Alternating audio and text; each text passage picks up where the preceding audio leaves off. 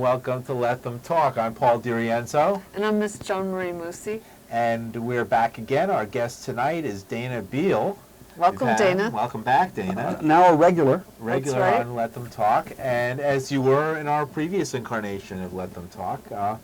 And Dana's here to talk about, I guess, in part, I mean, there's a lot of things we have to so talk many about. things. There's so many things to update. I think the thing we discussed in particular coming over here was the assault on Ibogaine. I think that's a crucial thing. Yeah. Unfortunately, again, yet another assault on Ibogaine. And we'll deal with that and dispatch it to where it belongs. And then we'll talk a little bit about the upcoming drug reform conference in New Orleans, which is related, Right. and plans for next year in Europe, and maybe we even update people a little bit on what's happening with the Yippie Museum before we go off the air. absolutely, the Yippie Museum, which we Currently under renovations. Yeah, Yes. currently under major renovation. Well, anyway, you guys read the stuff. You read what this guy wrote. Right.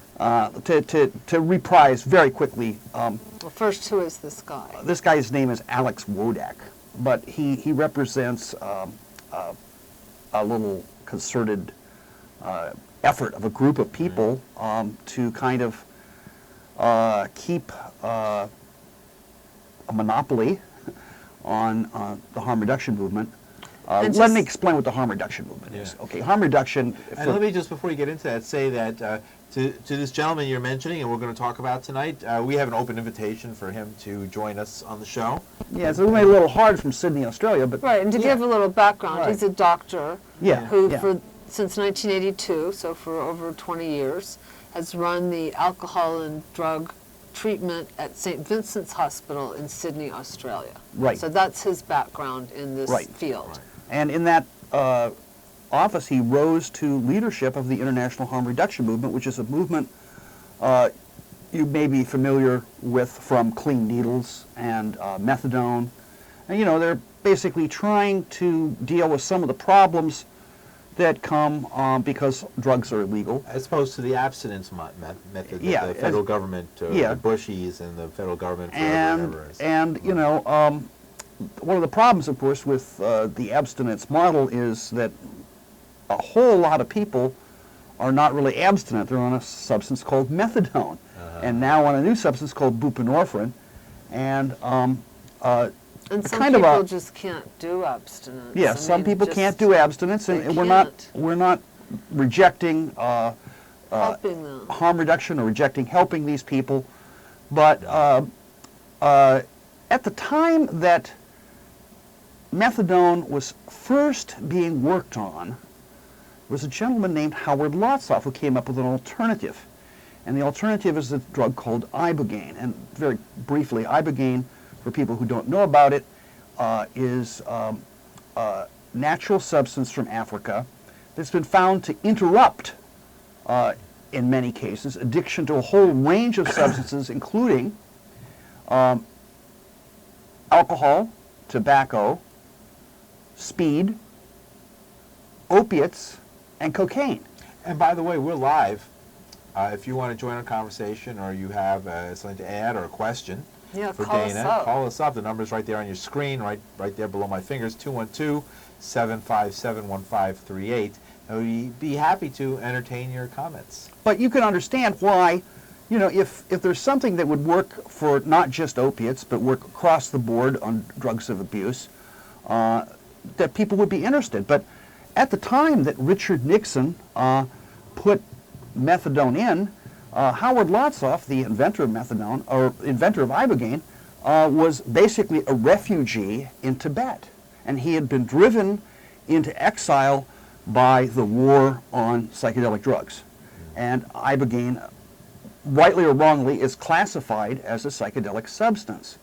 So he wasn't around to, say, wait a minute, maybe we should look at this other thing that works a whole lot better. And anything, obviously, there's limitations to doing a drug like methadone. You have to do it every day.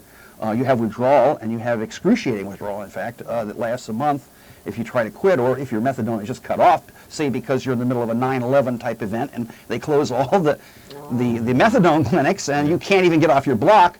well then, you're just one of those groups Or of people Katrina. that is a problem. So In New Orleans. Katrina, right, another example. the Being great thing about interrupted. Ibogaine is, and they just found this out, Paul, in the last 2 years, they found out the reason Ibogaine works, and we didn't know this, is that it switches on a growth factor in the brain that rebuilds the dopamine neurons that are trashed by drugs like speed or alcohol.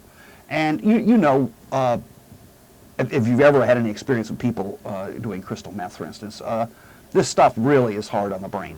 And it's amazing that they found out something that could kind of switch on latent circuits that you have when you're an embryo, right, in the womb. You have stuff building your brain, but you kind of lose the ability to do it when you become an adult, and it turned out Ibogaine turns on this growth factor. Well, the people who were from, the establishment, in this case, were sponsoring something different. They, not content to having methadone, they're trying to shoot for the whole Megillah and get medicalized heroin. So they're doing all the energy, all the attention, all the imagination of the legalization movement is caught up in comparative trials of heroin and methadone. And, everybody knows that if you could have pure heroin, medically, for many people, it is preferable to methadone. It's easier to quit, less drag on the body, and so it was a no-brainer. And they were really trying to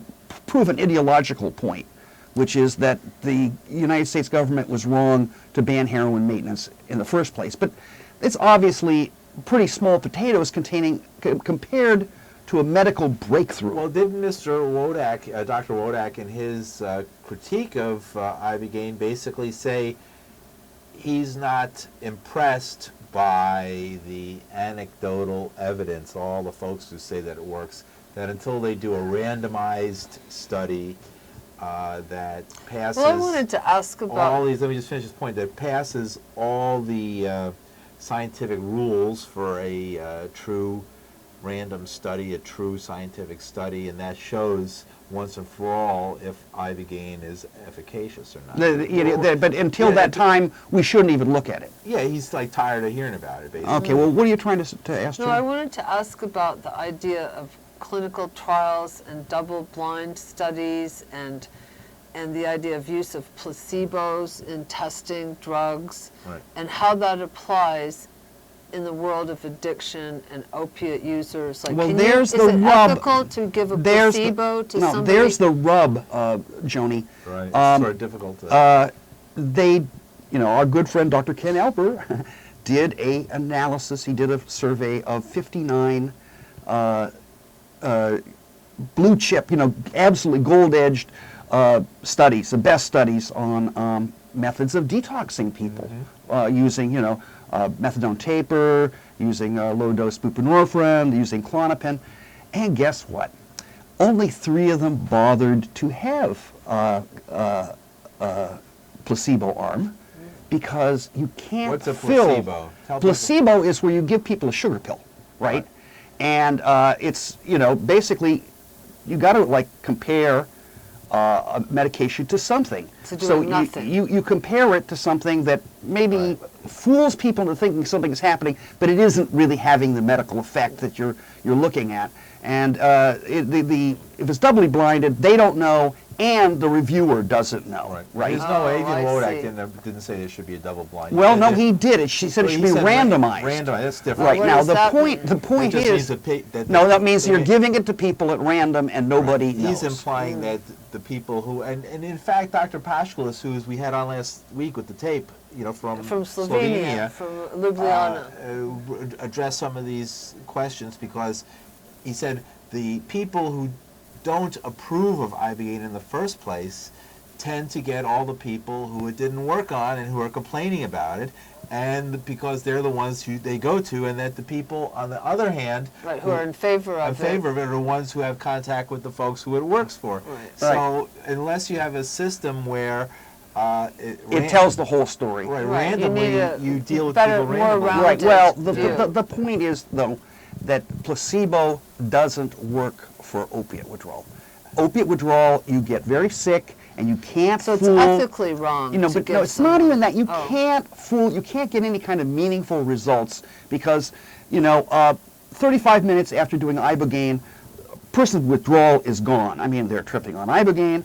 They're going, through a lot of physical effects of Ibogaine. But when the Ibogaine wears off, they're not in withdrawal and they're not addicted.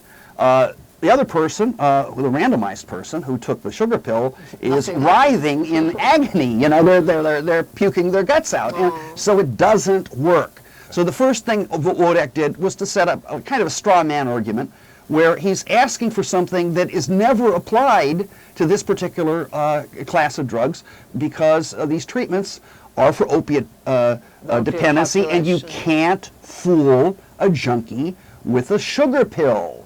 Okay? Second problem of Wodak's problem, with his argument, objection, yeah. is that at this time, there's really effective Ibogaine out there, but it doesn't meet FDA standards, so it's not really truly general good manufacturing practices Ibogaine, right? So we have a it's phone not call when pure you're ready. enough to even quite satisfy FDA requirements at this time. Let's find out it a who the shot. phone call. Yeah, let's take it. Hi, you're on. Hello? Hi, how are you? How you doing? Do you have a question or comment? I have a question. I'd like to know the credentials of the gentleman in the center, and then I'll get off the line and listen to you. Okay, what are your Great. credentials, Mr. Gentleman? Thanks for calling. Thank you. I wrote the book on Ibogaine with Paul here, and it's true it was written about 10 years ago, but I've kept up to date with the scientific developments, and I lecture on this at various conferences and stuff. I've got a great new slideshow that shows the glial cell line derived neurotropic factor rebuilding dopamines that are trashed by speed. But it's the truth of the matter is I'm just a lowly science writer.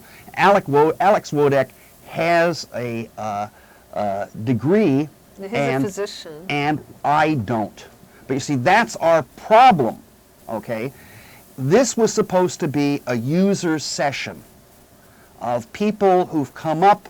There's only 2 of these sessions at the International Harm Reduction Conference in Barcelona this year.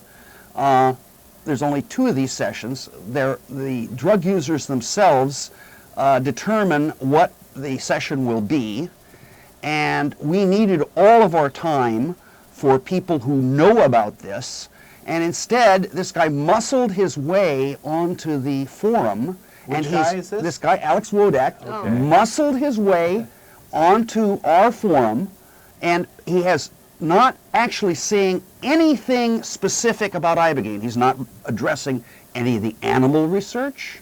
He's not addressing the small samples, human trials that have occurred. They're not large enough to be really satisfying to him, but he's still not addressing that. And he's not addressing the medical ethnography that Okay. exists. And the point is, say you're looking at people using a medicine in a third world country, and it's a native medicine, right? And the Western medicine hasn't really studied it yet. Can you not study that because it hasn't been clinically studied? As a matter of fact, you can. There's this thing called ethnography and medical ethnography, and you study it as it's used in the native. So, what is it all about? Because the resistance to Ibogaine is not, it's obvious that it's personal, in a lot of cases. There's a lot of animosity that's generated within the harm reduction movement. don't Well, think you're right, Paul, but the point is, I think people should get over it. Right. You know, It's we better- have- It's better to address it on an intellectual level because it doesn't matter the personal side of it. This is an important issue for people who are suffering. Right. Right, and the point is there are people who don't do well on methadone Right. and don't do well on heroin and do well on Ibogaine.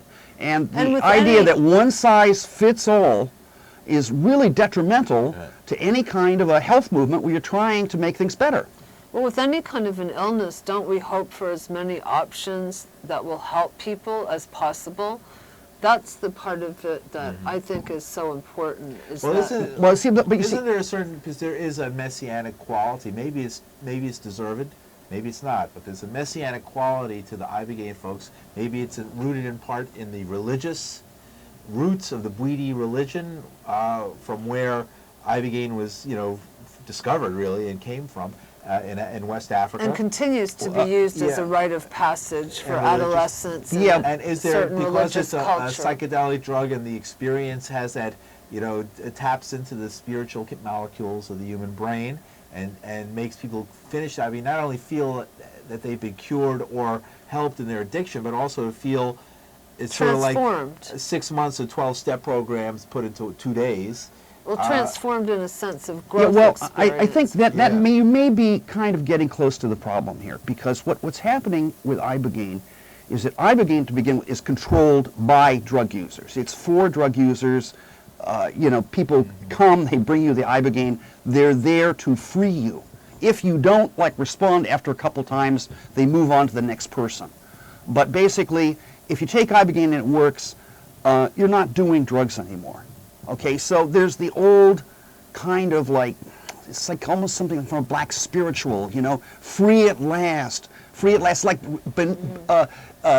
Dimitri said when he did Ibogaine and nothing else had worked, and he said, praise God. Well, that praise kind of God. Really, that the can thing really is, annoy a lot of people. It could annoy people, but I think they should get over it, and we should move on. And if the people from the harm reduction movement, and I'm going to be meeting with these people in New Orleans next week, the end of next week, they're having an international legalization conference. If they have a problem with it, at least study the work that's been done. Don't come in and make a blanket statement that this is obviously impossible. I mean, Wodak says we have better things to talk about. Well, if we have better things to talk about, why is he on our panel? Can't we get somebody who's a critic but knows something? Obviously, for better or for worse, the publicity, the buzz around Ibogaine has... Oh, we have another phone call. Right, we're going to go to it. It has had an effect, and it's a bit threatening, maybe. Yeah. Hello? You're on the radio. Hello? You're on the television. Yes. I'm sorry. You're on. Go ahead. My name is Carlos Ramos. You have a question or a comment? Yes, I'm calling because I've been on methadone 35 years, and I like to know if that's gonna trick you, and how would you know if it's gonna trick you or not? Because you already know if methadone is in your system because it goes through your bloodstream and you can feel the difference. So there's no way that you can be tricked. But my point is that would it affect your bone marrows, or would it really affect all your bones to deterring? Well, a lot of people claim that methadone does those things. It's controversial, but the effect of Ibogaine is very different. You feel completely refreshed and reborn, and they talk about the opiate pallor. People have this thing called the Ibogaine Glow. They look they look kind of like gray, and now they look pink. I must say, if you've been on methadone for 35 years, you may have health complications that would kind of militate against you doing Ibogaine, but we are opening up a drop-in center at 9 Bleecker Street at the Yippie Museum in the basement. It'll be open in the morning, where you can come down and talk to somebody, talk to a caseworker, and find out if Ibogaine is right for you. The other big thing about Ibogaine that I'd like to mention before I move on to this other stuff is that methadone? Yes, it will work for methadone. They have to step dose. They have to give it over more days than for heroin or cocaine. But yes, it works for methadone. Okay, and the other thing is it's really good for hepatitis C. A lot of the population we're dealing with has a hepatitis C problem with their addiction problem. And we've seen cases where 2 or 3 Ibogaine treatment wipes out the hepatitis C, and all they need to do is herbs. Caller, do you have any other comments, caller? I think you turned the volume down on it. No, I didn't. Oh. Any caller? Any comments? Hello? I don't think they're there anymore. No, he's Yeah, gone. he must All have right. hung Okay, up. well, All right. anyway, you know. That's our number, though, if anybody wants to call. 212-757-1538. Anyway, to move on to the other points of the agenda tonight, we are going to go to New Orleans, where we're meeting with people from the European Coalition for Drug Reform and the International Users Union, and we're going to try to basically at least get Alex Wodak to improve his abstract that he submitted and make it more specific, because he's not really, he's making general statements about what you need to do to like do a good clinical trial, and everybody knows that, right? And what we want is him to, if he has some criticisms of the methods and the data collection in the studies that were done, let's hear those. But to make like statements like nobody really wants to talk about this anyway, and Ibogaine is impossible, it's just a stick in the mud. And Dana, it really looks like they're afraid, to tell you the truth, that somebody like me is going to come along and say, oh, you're doing clinical trials of methadone versus heroin. That's interesting. How about clinical trials of methadone versus heroin versus Ibogaine? Huh? Just to get it in the mix. To get it in the mix, okay? So we're going to be doing that, and this is a very big year that we're coming into, because next year is the 10th anniversary of the UN Special Session on Drugs, Paul. Remember in '98 they had the UN Special Session on Drugs. Right. And they said that in 10 years we're going to completely eliminate illicit drug use from the planet dear. Earth. And now what happened? And- Oh, in the meantime, there was something called the World Trade Center, and then there was an invasion of Afghanistan, some and then there stuff was happened that fall of the Taliban. well, they can blame and then heroin went overboard. And they can figured blame all of that on 9/11, but the fact is that completely getting rid of drugs was never going to happen. So maybe we should go back to the original decision to throw the baby out with the bathwater, because while we're banning all psychedelic drugs, well, there's this drug we don't really know much about. We don't know if it has any medical use, but it reminds us of LSD, so we'll ban that too, right? And maybe they could just unban one psychedelic drug. Maybe they could just unban medical marijuana. Maybe they could just unban MDMA for post-traumatic stress disorder, And we're beginning to look at the whole Schedule 1 setup, where scheduling, yeah. the scheduling, the way it works is that once you're in Schedule 1, your drug has no approved medical use. It's assumed to have, Right. great potential for abuse, and it has no accepted medical use and treatment. Well, once you have that, Like marijuana.